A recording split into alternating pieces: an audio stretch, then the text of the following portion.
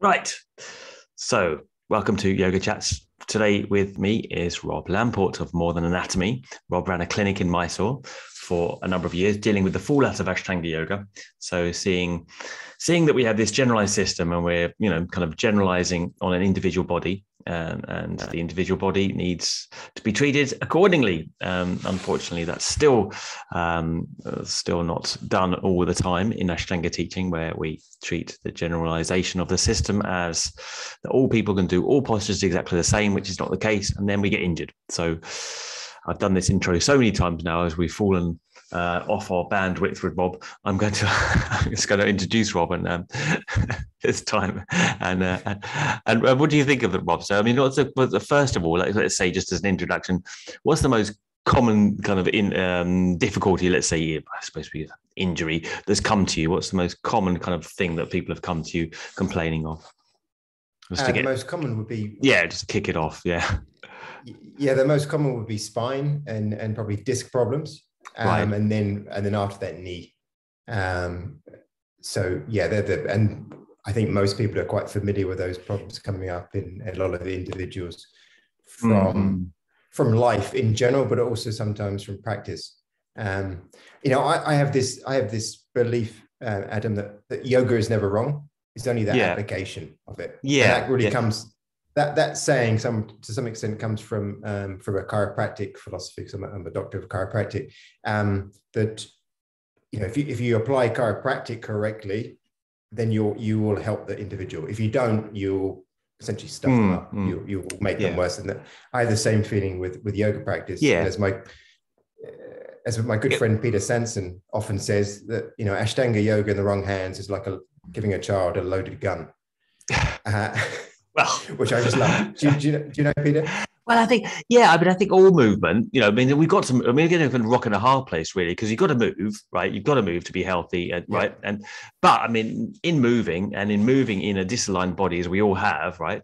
With its own, everyone has some kind of implications or complications with it, the skeletal system, muscular skeletal system.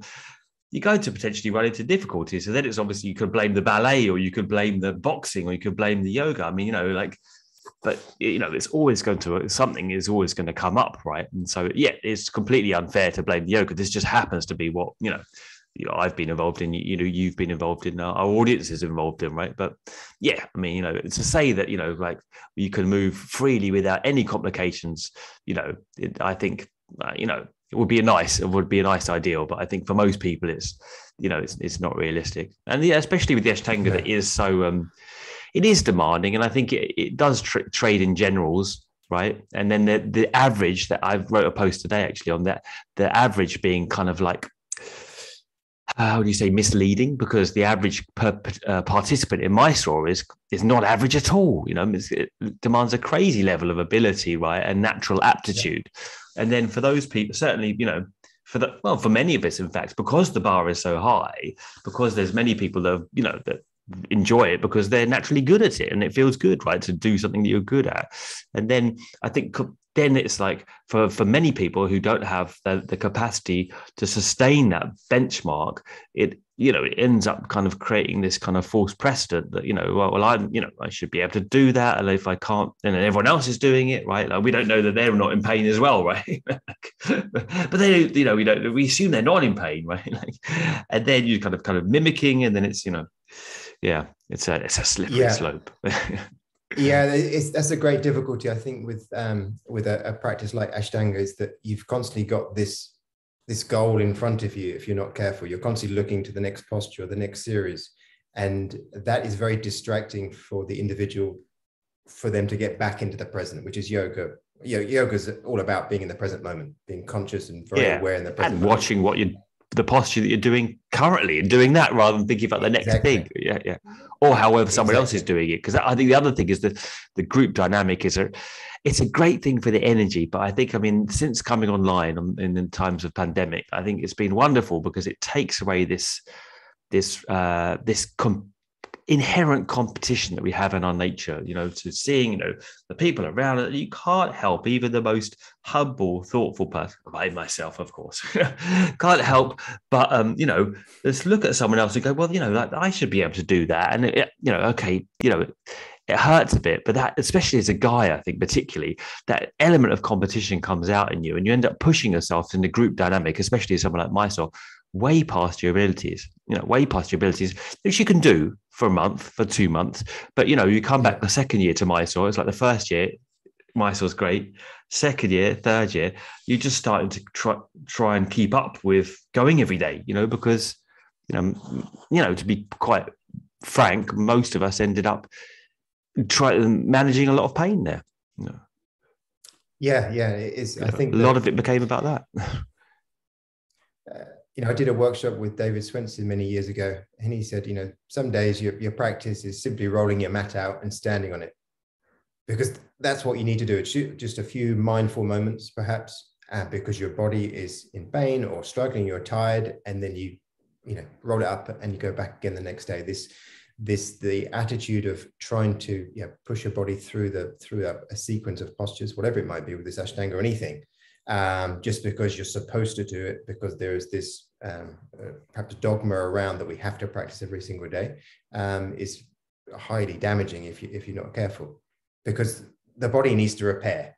Every time we do an asana, there is potential for micro trauma, and that micro trauma, if it's allowed to heal, allows the body to get stronger. If we don't allow that micro trauma to heal, then it just keeps building and building. And now it's macro trauma, and now you're in problems. And then it becomes very difficult sometimes. And sometimes that injury is irreversible. And that's the thing that I think I've struggled the most with, in watching people and how they're using their bodies. They're not listening. Is anything, if you want to lift, a 5 kg dumbbell, but you can't do it yet, you have to start with 1 kg, and then you have to rest, because next day the muscle is sore. So you're assuming each day you keep adding to it. That the sequence actually shouldn't be practiced every day. I think it depends on the individual. I do think it depends, because some people will repair, if their nutrition is really good, if their mental attitude is really good, if their sleep is really good, maybe they can repair quickly enough. But at least something to think about, because it is such a big part of it, right? If you don't practice every day, then you're kind of deemed lazy, inadequate, right? Not committed enough, right? Sure. And this idea of practicing even though you're in pain is almost a kind of a badge, like I remember the first time. I mean, it's absolutely ridiculous. I remember the first time I actually felt some little tweak or injury, like in my early 20s with the Ashtanga, up to that point when you're in the 20s, it's like, it's fairly good, and I always felt kind of proud, like, now I can say like, oh, I've got, because everyone else is complaining around me, right? Because say, oh, I've got this, it felt like it was a, kind of, I know it sounds crazy, doesn't it? Kind of badge of honor, like, oh, you're committed, you're committed enough that, you've hurt yourself. Yeah. But I mean, on a slightly different note, you talked about pushing in pain, and a lot of people feel that there was definitely this idea a number of years ago, and it came from on high, that you could push through pain, that no pain, I mean, I heard it from the horse's mouth, as it were, no pain, no gain, you could push. And the talk of openings, we used to have this a lot from Batabi Joyce, in the early years, opening, he used to say opening, what do you think about this idea that people, because a lot of people say, I'm dealing with a lot of pain and I'm just kind of pushing into it, and they tell me they think it's going to go away. I tell them, I don't think it's going to go away. I think you should bloody back off. But I'm not, I'm not medically trained. I think that's the most sensible advice. If you're feeling discomfort, then you pull back. And when it comes to practicing every day, I do believe you need to practice every day. You should do some kind of practice. Not necessarily has to be the same practice you did the day before. It might be meditation or pranayama, but that consistency is really, really important for a yogic path. But it might not be physical practice. You kind of think, if you feel like it might not be physical practice. It's difficult, isn't it? Because sometimes you kind of don't know whether you feel like resting physically, or you just feel a bit lazy and you just think, exactly. I just want to have a little rest, and it's a slippery slope, isn't it? Because I as you might, I'm not sure if you're aware, but I practiced Ashtanga yoga for many years, 10, 15 years. Did you? I didn't know that. Yeah, right. Yeah. So my first trip to Mysore was in 1999. Oh wow! Okay. And I studied with the first trip. I studied with BNS Enga. I thought about studying with Patabi Joyce. but I started to go with BNS because my Yeah. housemate was studying with him at the time. Yeah. And then went back in 2002, and then I lived there for about 3 years during that time, and I started with Patabi Joyce again in the small Charlotte, and then went on with Sharat. But the thing I really appreciate about the practice, or the mentality around, was that it did develop my dedication and fortitude to get up every single day and practice yoga at an early time, which has stuck with me since. Like, I still get up at 4 o'clock every morning. I still do my practices. I don't do Ashtanga anymore, but it definitely develops a fantastic discipline, which I think a lot of people get a great deal from, and they really need. Absolutely. I mean, I think I see it as a kind of mountain. It's like at a certain point you go up, and then that discipline peaks, and then it becomes it framed in the negative. You see, you're kind of hoisted by your own petard in the end, right? Like, you get the discipline, which is great, and then that discipline is also one's downfall as well, because then it's like you can't stop. Like before, it's like, you struggle to get the discipline, and then when you start getting up every day and you stop drinking and you stop doing bad stuff to yourself, which doesn't come naturally for someone like me, and then you've got the discipline, and then it's like, even if you're injured or you're limping to the shard and you're rubbing yourself in all kinds of oils and potions, you kind of can't stop, that, because it's almost like you've got an overdrive of discipline. But on the other, just to take this back to something sensible again, you mentioned other practices, and I think it's the one thing is that the practice of Ashtanga is a kind of, you slot it in, you don't have to think. And I think that, this is a big thing for us these days, that we don't have to make another decision for our yoga, right? And you say, get on the mat and, listen to your body. And it's like, well, that kind of begs the question in a way. It's like, if you're not doing the Ashtanga, people say, well, what do I do? If I feel too tired or injured to do Ashtanga, the system, i.e., then it's like, that raises the question of what the heck do I do then, in terms of physical practice? I mean, how did you develop your practice, like from Ashtanga to something that more perhaps individualized to your own body? Well, I tell you, I can tell you a little bit about how I kind of progressed, and my progression from Ashtanga was because I was practicing. I was doing all through primary series, and then I injured my knee on a motorcycle, and very quickly my practice completely changed because so many postures irritated my knee. And it wasn't just in practice. I couldn't walk, basically. If someone said, let's go and walk for a coconut, I'd be like, I don't really want to because I can't do it. I remember trying to get down. I remember that myself. Yeah. It's not a good place to be. No. I remember trying to leave Nilgris, which is like a convenience store in Lakshmipura by Balal Circle. And I looked at the five or six steps and I was like, oh, how am I going to negotiate this? How am I going to get down these steps? But anyway, so from there, my practice just got shorter and shorter. Was it simply due to the motorbike, or do you think there was some trauma there already that was capitalized in one, accident? I don't think so. No, I don't think so. No, because you often, right. Because you'll often tell that, someone said, well, I wasn't in yoga, but I'd been building and building and building, stretching the ligaments of the knee, loosening that knee, destabilizing the knee. And in the end, they're just walking down the street, bang, but then, you hear the claim, well, exactly. I didn't do it in yoga practice. Well, if you did, it's like the end result wasn't in the end of yoga. But yeah. Okay. In your case, it was a completely bad luck. There may have been a small amount, but I don't think so. The way the injury happened. So basically, there were so many postures towards the end of the series that irritated. So I just started cutting them out in consultation with my teacher at the time, to a point where I'd cut so many postures out because so many of them irritated. I was left with Sun Salute A. Right. One day I stood on my mat. I thought, okay, all I can do is Sun Salute A. And I did 2 or 3, and I thought, my knee still is burning. It is absolutely burning. So I was left with no postures that I could do of the sequence at that particular time. So then I just stood on my mat. I stood on my mat and brought my attention back to myself, just in Samasthiti or Tadasana, whatever you want to call it, and try to understand how my body was. Where am I at in space? Where is tension? Where is weakness? Where is an area that I'm not conscious of? Where am I not aware? And as I started to build awareness of where how long were you standing like that? Sometimes it'd be like 40 minutes. Really? Just standing like in Samasthiti? Yeah, feeling my arches in my feet, where the weight is distributed, tension in the thighs, around the knees, around the hips, the back, the neck, my posture, just going through almost like incredible, just scanning through. Yeah. Until a point where I felt that, okay, now I feel in balance. Okay. And now I think I can move. And then I would start moving. I maybe do a little forward bend, or maybe I do Trikonasana, or different postures. But the question I always ask myself is, what does my body want to do now? What does it feel like doing? And I'd be like, some days I wanted to bend backwards. Some days I wanted to do a twist. Some days I might want to lie down. It would vary, but I'd do a posture, and then I'd be like, what do I want to do next? And my body, or my mind, whatever it might be, subconscious, you might say, said, I want to do this posture.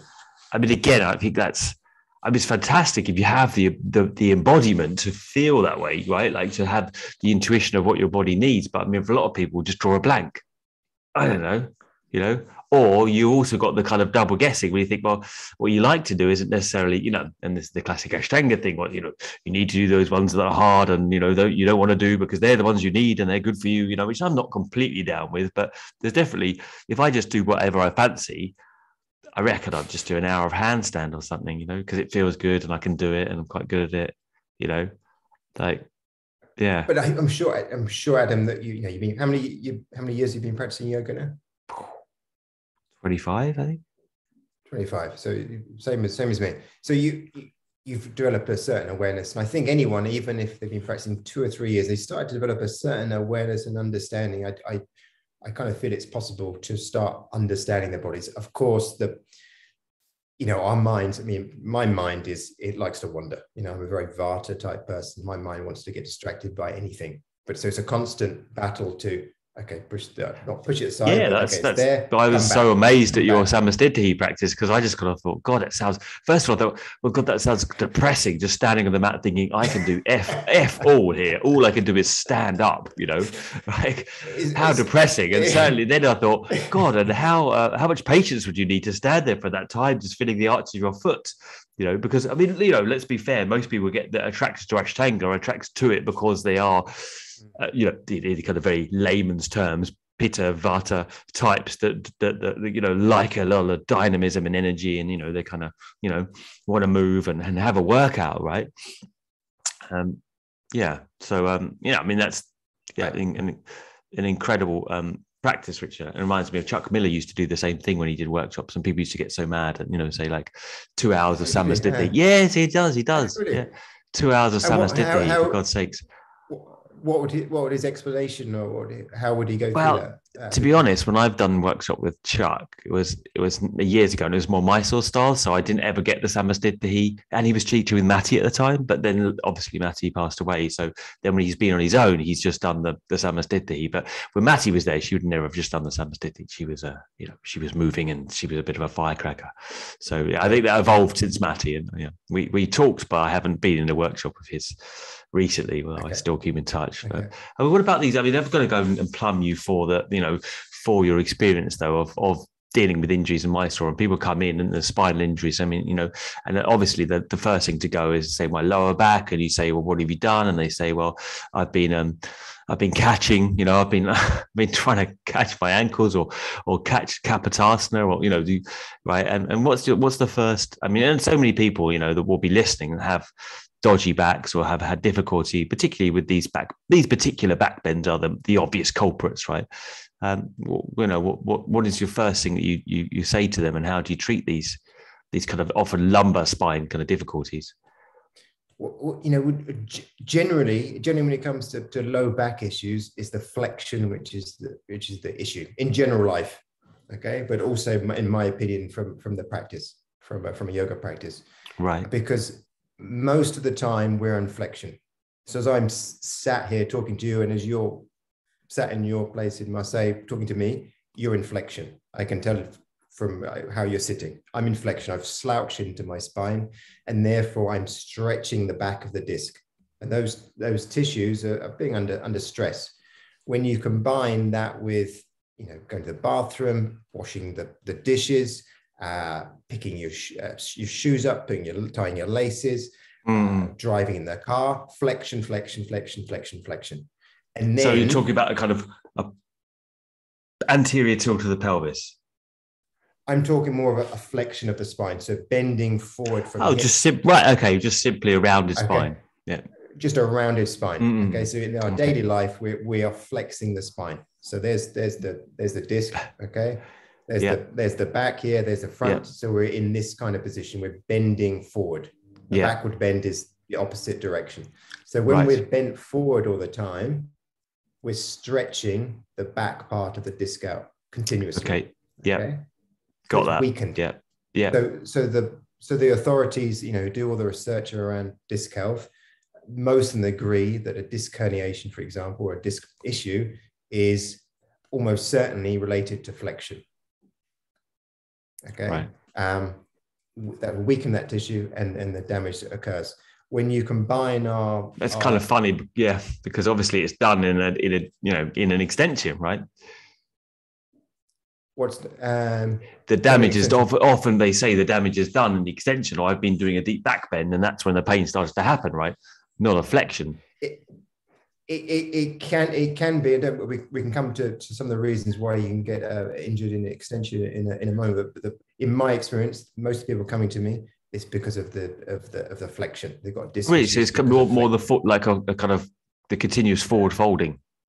Cool. Yeah, when you think about that, the repetition of that type of that practice, especially primary series, or the forward bends that you have to do, it does really weaken the disc. And the issue that you've got when you injure the disc is that the disc is one of the kind of primary stabilizers of the spine. So it provides about a third of what we describe as your passive stability of your spine. So you have muscles around the spine and your joints, which are active stability. They can contract and hold the joints in the right position. And then around any joint, including the spine, you've got ligaments. And in the spine itself, you've got the disc. And the disc and the ligaments passively stabilize the spine. When you injure the disc, your spine is now unstable. Okay, it becomes weaker. So every single movement that you make has a high potential to irritate other tissues, such as the joints of the spine, the facet joints. The muscles start responding, they start working harder, they become tighter to try and limit movement. Not necessarily a spasm, but almost a increased tension, okay, which limits your flexibility. So people often, you may have experienced yourself, you may have hurt your back before, and then you're quite stiff and tight. You find it difficult to get into those different postures. And that's because your muscles are trying to say, no, we don't want to move anymore. We need to kind of let things settle. So the difficulty that I've seen with the practice at times is people come in with a disc issue, for example, and they still want to do exactly the same things, which got them into the problem. And it's like, well, actually, you need to stop. You need to move a little bit, because movement, as we know, is a very therapeutic tool. But where is that point of too much? Yeah. Because every time you move, you create a pumping mechanism. Yeah. You change pressure within the body. Yeah. So as I bend forward, for example, pressure increases somewhere and it decreases somewhere else. And that creates a pumping effect that helps to move fluids around the body. Blood and nutrients and oxygen, all these different things, move prana, however you want to describe it, which is extremely beneficial. So it's not as if when you have an injury, you want to lie down in bed and do nothing, but you need to move. Also, I mean, teaching them perhaps how to do a different forward fold, in a different way, or other, do you perhaps kind of mention other stabilizing exercises that they could do alongside it, right? When that, in my understanding, okay, and then there may be some different views on this, but all the research I've done and all the clinical all speaking to my mentors in the chiropractic community and go back to college and all these different things, flexion plays very little part in healing a disc issue. When there's a disc issue, flexion is not generally going to be a very therapeutic tool. A little bit here and there, okay, but a deep forward fold, as you might need to do in even a sun salutation, is not necessarily going to be a very healthy thing for a disc. I'm still surprised, because I thought it would be the backbends that would be your big trouble in my saw in responding to these deep backbends, but actually it's the forward fold that's more aggravating. it's more aggravating over a kind of longer period of Right. time. Okay. And it's just kind of a constant irritation. It builds up into a problem. So I think the hardest thing I've seen is individuals who've had multiple disc problems sometimes. You know, they've got maybe a 2 or 3 or even 4 disc problems in the lumbar spine, and they're still practicing and thinking the practice is going to help them. Right. And in my opinion, in that situation, it won't, unless they drastically pull back, change things, and then perhaps. Are you able to see this just, or, you know, with your hands? Can you feel it? Can you see that there's a disc issue just simply without an MRI or something? Or do you need that as well?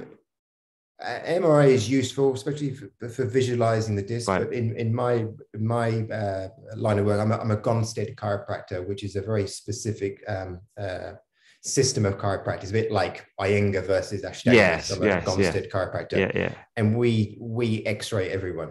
Not right. Certain people won't, of course, pregnant women, young children, we won't X-ray, but generally, if we're going to do, if we're going to, right, okay, and that when you see the X-ray, then you can get a great idea. Although you can't see the disc specifically, you can see the shape of it and how the vertebrae above and below are positioned in relationship. You can see if the disc is reduced or it's swollen, if it's wedged to the front or back. You can see lots of different things. So you can see a great deal of information. You can also see degenerative changes to the spine, such as osteoarthritis to the joints of the back of the spine. And there's lots of information that you can see. And you get an understanding of, you see a story of the spine, I sometimes describe it as. You can see how, perhaps, as you mentioned very clearly earlier, you know, none of us are perfect. You know, if you're looking at an anatomical text, you see this perfect looking spine and this muscle here and this, and it's all symmetrical. No, we're not like that at all. Our bones are completely different shapes. Our muscles, some people, you may have 1 or 2 different muscles than I've got. Absolutely. Our bones would be completely different. I might be a natural forward bender and you might be a natural back bender. And so there's a great deal of difference between our bodies. And so when you see an X-ray of an individual, you see that, okay, there was this imbalance here, and this part of the spine responded in this way, and then this part responded this way because of perhaps the issues below it. So you see quite this very interesting story that develops when you see these images. So yes, definitely. I mean, to answer your question about backbends, certainly I've seen plenty of people come in who have like, I'm in agony because of backbends, because of an issue. The most severe cases is when there's been an underlying condition of the spine. And you find it's generally disc problems. You can also get alignment issues in terms of the vertebrae getting displaced. They can start to shift forward. I suppose my question, the obvious question here, like people want to know is, well, is there any healing of a disc issue? How would you go about? Can it be healed fully, or can it just be compensated for? And how would you go about doing that? And this is a very good question, Adam. So there's a lot of research done around disc health, and they're saying nowadays that even in teenagers, the disc is being shown to degenerate. So some people, and I don't necessarily have that same opinion, but some people would say that essentially our disc is degenerating throughout life. And that is a process that we can't stop. I disagree with that a little bit, because I do feel like anything, as you know, Adam, we're falling to bits. We're dying as we speak. We're moving closer towards death. Only too well. Yeah. I feel it every day. So what can we do to minimize the amount of degradation taking place in the body, and maximize our full potential in every single moment? How can we make this a very smooth path? And the danger of pushing our bodies too much is we create a lot of injury to begin with, and then it's difficult to overcome that. So it's a downhill path. So, but around disc health, once it is injured, then most people would say that it's going to degrade more over a period of time. Certainly, you can do a lot to slow that down to a point where you don't feel it at all. So many people are walking around with disc problems. They have no known issues, that they're not experiencing any problems. No, right. a lot of your students, for example, have probably got disc issues, and they don't have any known problem with it, and it's fine. But another individual can have sometimes quite a minor disc issue, and they're in complete agony because the body is either, perhaps a nerve is being compressed slightly because of it, or the body is responding, the subconscious is responding to kind of stabilize really, really strong that spine, because it's completely. So a lot of it is intangibly kind of energetic, like emotional responses around trauma to the body, right? And it's definitely an element, an element of it. My speciality is really the physical, and I'm fascinated by the anatomy and the structure of how it all puts together. But I never dismiss the power of thought and the mind. It is my teacher says, Xray, he says that, the problem starts in the mind. It starts as a seed, it drops down. Yes, you put some water on it, and then it grows. It blossoms in the body. Yeah, exactly. So I mean, so how do you treat these people? I mean, I have little understanding of the forward fold difficulty. I never experienced pain in the forward fold. What do you do? Well, generally, with the disc, there's a few issues around the body healing, and the disc has this particular issue, is blood supply. So the outer part of the disc has a blood supply, but the inner part doesn't. And that means that it has to receive all its nutrients, the oxygen and also the proteins, the different building blocks of the tissues. It has to get those via diffusion. So healing is possible, but it's very slow. Also, cells which don't, in certain tissues, they are not necessarily very active. They can be quite kind of dormant and lazy because of the area that they're in. And again, within the disc, those repair cells within the disc, they're not very active. So repair is possible. The issue is the amount of insult that we give to the body each day. So we go to bed, for example, we get 8 hours sleep. Now the body's got a chance to heal. But that time frame is not necessarily enough to compensate for the amount of insult that we've already given it, or enough for the insult, from a few weeks ago or from 10 years ago. So it's constantly playing catch up. So you really have to be very smart and do things which you completely minimize any stress to the body and maximize that healing potential. So there's lots of things. For example, if you have a disc problem, every time you sit down, that disc is under greater stress, under higher pressure, okay? And therefore, things get stagnant. There's no energy moving, okay? Every time you walk, there's this taking place, okay? A pumping effect, you're moving energy, you're getting turnover again. It's a light stimulus. So walking is generally considered very therapeutic for the disc, and sitting the worst. So maybe you, instead of sitting down at the desk or sitting down as we're doing now, you have a standing desk. Less pressure in the disc, you move around a little bit more, take more constant breaks or regular breaks, come back. And then there's less insult. Then you eat the right food, the right sleep, and then healing can potentially take place. What kind of period, time scale would you say that this needs to be kind of borne more in mind before going back to a practice? Because people love this Ashtanga practice, right? And you try and take it away. You go, well, you can modify that, or you don't have to do that posture. So we get too attached to it, They don't want to do that, So if you get, I think giving a time scale, take it a couple of months, or is it a year, or is it, how long do you envisage this needing to take place, this healing? It usually takes many months, and sometimes in some cases 2 or 3 years. It can take a long time. It can take a long time. So now, basically, when a lot of it then is just about convincing someone to individualize their practice, right? Which in my experience, not many people want to. No, I'd say which is you set yourself up against something there, Yeah, you're right for the. Yeah, sorry. Go ahead. No, so I was just, over the years, I've seen many people. I had a clinic in Mysore, but 90% of my clientele were from India. They were nothing to do with Ashtanga, and the rest, the other 10% were Ashtangis.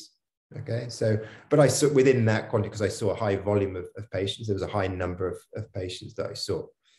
But, you know, there's a few kind of strong recollections of me having these conversations with many, many Ashtanga practitioners, but a couple in particular where I said, look, you can either, you know, just think the practice is everything, or you can actually appreciate that life is actually a larger percent that you should be focusing on. And you know, do you enjoy walking? Are there other things that you enjoy doing?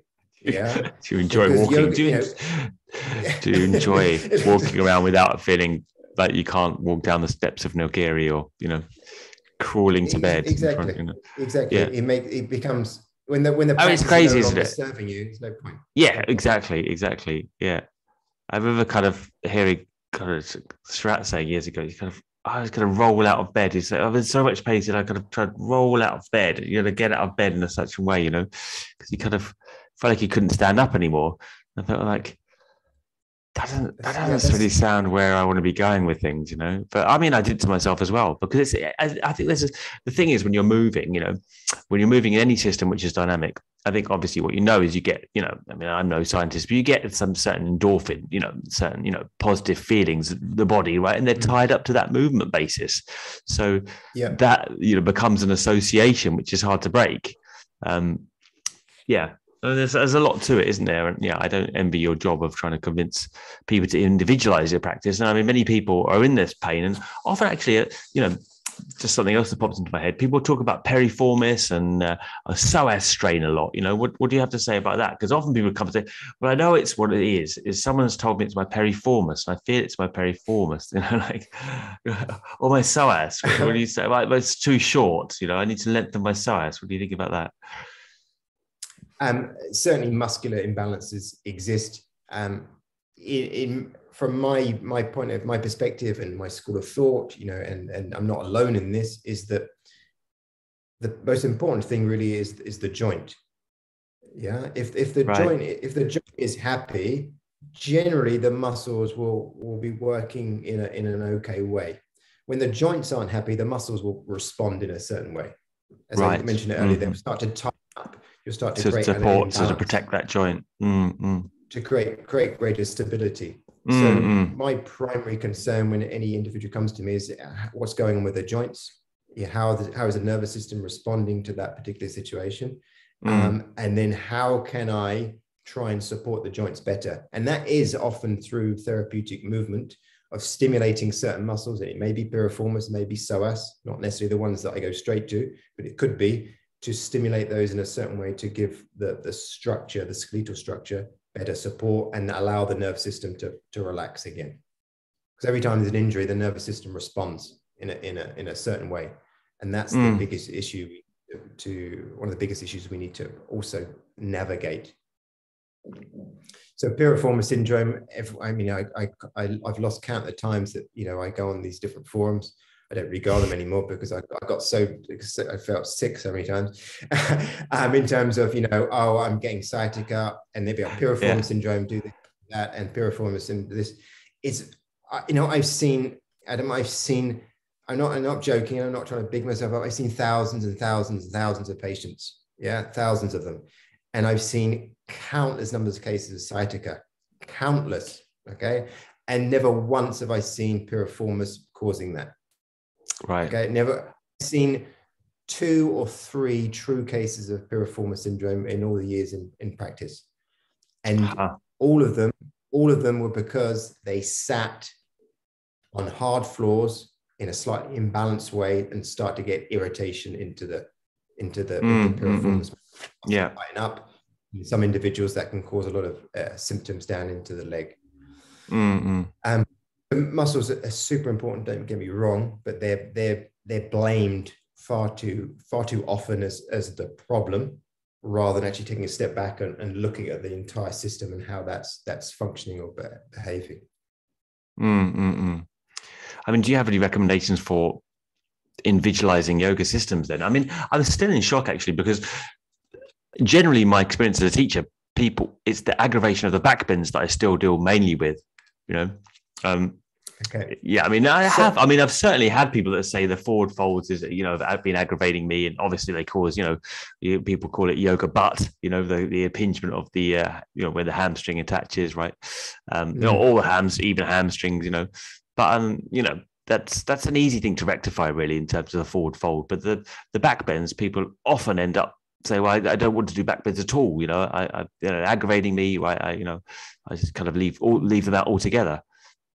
Yeah, don't get me wrong. There's going to be plenty of cases, and obviously in your experience, you're seeing a lot of those individuals getting the issues from back bends. I talk a little bit from, excuse me, a general, in a wider audience, not just Ashtanga, but generally disc problems are one of the primary problems. Now, to answer your question about back bends, the thing we need to consider sometimes is that the spine sometimes needs to act like a rod. Okay, like think about chaturanga, it needs to be completely stiff and tight. Okay, to perform other movements, it might need to do that as well. And in other movements, it needs to be completely flexible. So when we do a forward bend, we do a backward bend or a twist, we have to get what was our rod in chaturanga now moving a great deal. And obviously, the more we ask that spine to move through that greater range of motion and twist or flexion or extension movement, the more we're challenging the supporting structures, the more likely we're going to upset the disc or the ligaments or irritate the joints. So the joints at the back here, these things called the facet joints, yeah, they're a synovial joint, they can be irritated. There's a joint capsule around here, they can be irritated a great deal. We can even put pressure into the bones themselves. And it can push the body to a point where it's not designed to go, or it was too much too quickly. Quite often, it's been taken to a point where it shouldn't have gone to. But there's definitely a high number of times where it was just done too much too quickly. So at some point, as you know, Adam, there's going to be a point where you can't back bend anymore. You've reached your zenith of back bends. That's it. It's game over. Because at some point, there's a space between your vertebrae, the back. This is your spinous process, the back. There's some point where these bones are going to approximate. Yeah, you can't go any more than that. Right, so it's just bone on bone. I mean, I've met many people in Mysore who, they just, as you say, it's game over with the back bends. There's no possibility that they can go back and back bend again, really, at all. Yeah. In terms of... Let me make one point just so I don't mislead anyone or anything. It doesn't mean they can't back bend anymore. You should keep moving in those different directions. Very healthy for the spine, that varied motion, forward bend, flexion, extension, twist, side bends, really healthy, as providing there's not any underlying issue which contraindicates that. But still moving those different directions is really, really important. But it's understanding, okay, this is uncomfortable when I take it that far, but this is comfortable. And tomorrow I'll work on that as well. I'll go in that same movement. This is comfortable. That's not comfortable. That's fine. So that's still an important process, I think, to go through for many people. And also understanding, I think the main question is understanding the difference between pain and discomfort, right? Because obviously one has to somewhat push the envelope, challenge oneself, to a degree, right? Not just comfortable is again a slippery slope for if you just want to be completely comfortable, you just lie on your yoga mat. Well, exactly, right. So there's discomfort, but then there's pain, and it's hard. I think it's very hard for people still to self-diagnose and realize the difference between something which is an unhealthy feeling in the body and something which doesn't necessarily feel pleasant, but which is, perhaps a conditioning, a therapeutic discomfort, right? Because you have to go through, that as well. Right? I think you're very, very right. And you touched on a really valid point because, most people are inherently lazy, and so, they naturally don't really, they don't necessarily, say the push is not the nicest word to use, but don't necessarily push themselves if they have to. Yeah, no one wants to put oneself in discomfort if you don't have. Yeah. It's not inherently what you want, is it? Yeah. Easier ride. But there's a few things that I could say around that. First of all, if you feel it, for example, it's sometimes easier to talk about perhaps the knee because it's a bit clearer to talk about. But if you feel pain within the joint, it's never good. Okay, in my opinion, you feel pain in the knee? No. If you feel pain, you're doing some kind of posture which is challenging the knee, but you feel it, the back of the leg, the muscles maybe a bit working hard or stretching. Maybe it's okay to a certain extent. But if you feel discomfort, pressure within the joint, deep within inside the body, probably not good. Probably not good. If you start to feel any, sometimes people will talk about, maximum pain, like a 10 being the most unbearable pain, and 0 being no pain. If you're doing a posture and you feel maybe a 1 or 2 discomfort, maybe that's okay. Maybe, depending on your particular situation. And I said it's a very rough guide. But if you need any more than that, you're probably maybe pushing your body too far. And there's been studies done on it in terms of looking at the effects of trying to stretch muscles or lengthen muscles. People who've like pushed their bodies using that same kind of pain scale, 5, 6, 7 discomfort versus 1 or 2. They got more gains in the 1 or 2 discomfort. Because in my opinion, and again, this is theory to some extent, as the authors concluded as well, the nervous system is happier. Every time if every time you eat, when I was a kid, my mum was constantly trying to feed me tuna sandwiches, and I hated tuna. The smell made me vomit, and I wouldn't want to go anywhere near it. And then one day she forced me, but she said, "Come on, eat it." And I ate it, and as soon as I ate it, I vomited. Yeah, because I had this aversion to it. So if for every time you feel discomfort in a backward bend or a forward bend, what's going on in your mind, your subconscious? You're tightening up already. So if you make it a pleasant experience, you're more likely to enjoy it and melt into the posture. And that's why I think those individuals got more progress or achieved more progress in their stretching their muscles by approaching it with only feeling a mild discomfort.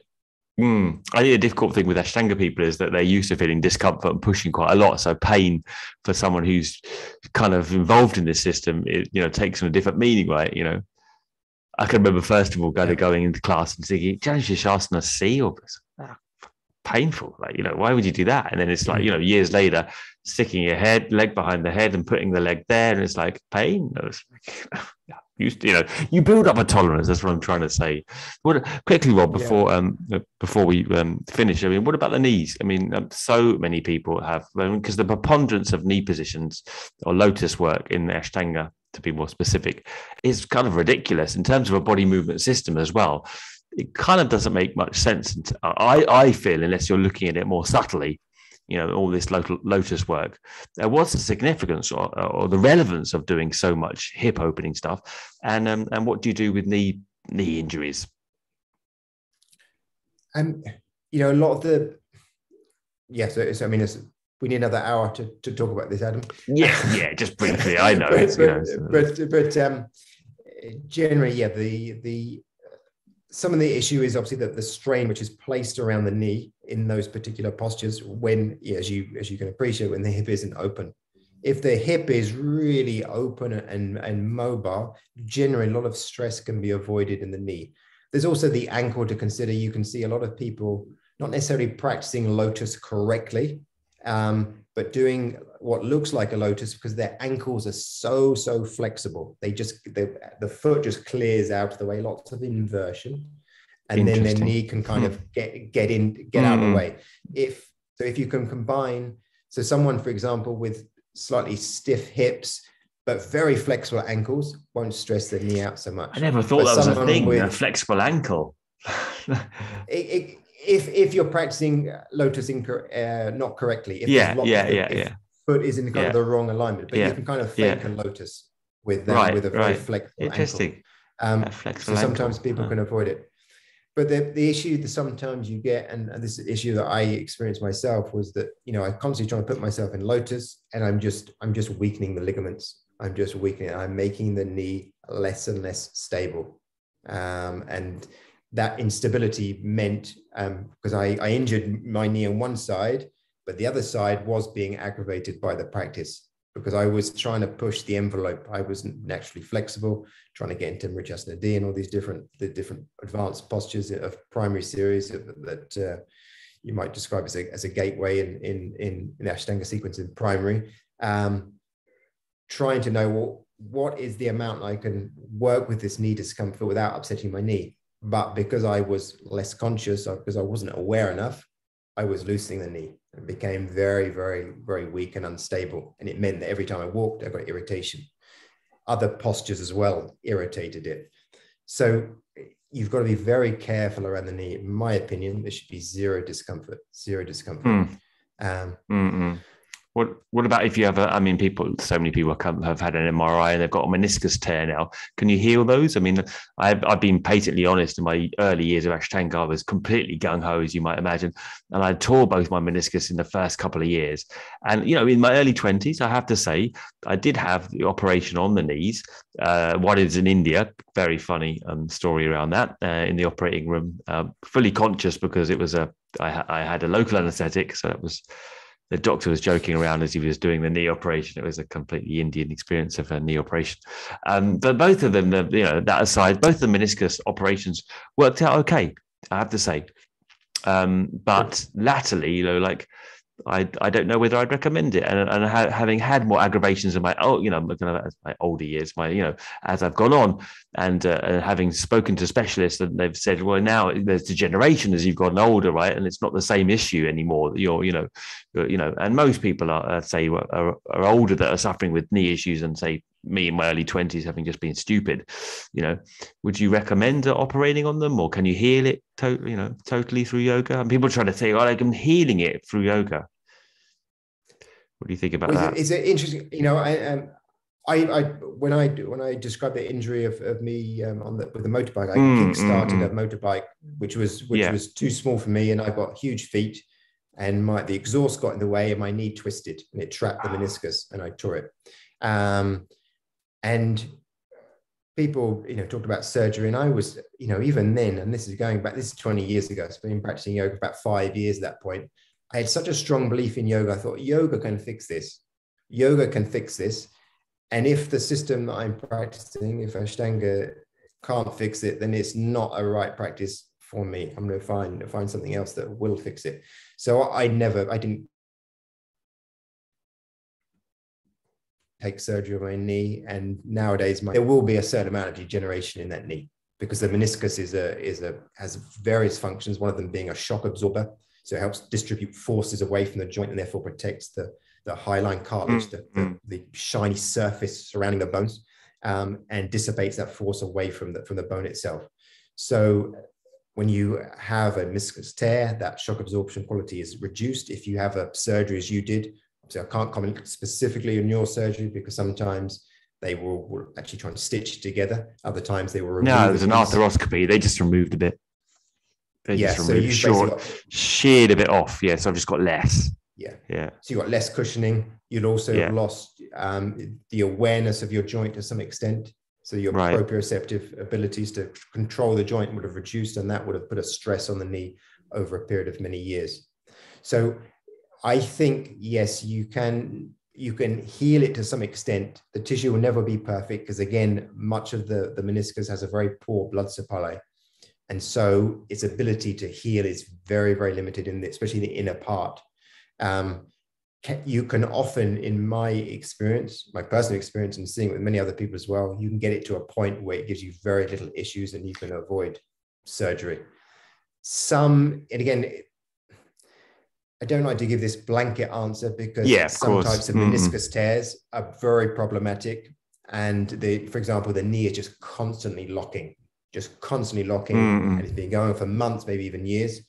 Probably you might need to do surgery if everything else has failed. But for me, surgery is always the last resort. You can take something out, but you can't put it back in. You can't go back to that doctor in India, even if you wanted to, and say, can you put that bit of meniscus back in for me? It was a bad idea. You just can't do it. Yeah. Well, thanks very much for the chat. I mean, it was wonderful. And I think, next time we'll chat on shoulders, because I just realized that we haven't even gotten to the next problem for Ashtangis with the shoulders. Sure. So we can definitely do that. Yeah, perhaps we'll come back to that later. Where can people, let me know where people can catch you? Yeah, so I have I have I have an online teaching platform called morethananatomy.com, where I have a number of courses which outline the anatomy of the human body, but also how to treat injuries through therapeutic movement. And I also, at the moment, consult online. So a lot of my clients are yoga practitioners who want to understand their body better. Maybe they're suffering with an injury such as the ones we've described. And I help try and guide them through that process and what they should and shouldn't do. And later in the year, I'll hopefully be reopening a clinic here in Sicily. Well, thank you, Dr. Rob Lamport, for your time. Keeling Yoga Chats. My pleasure, Adam. Anytime.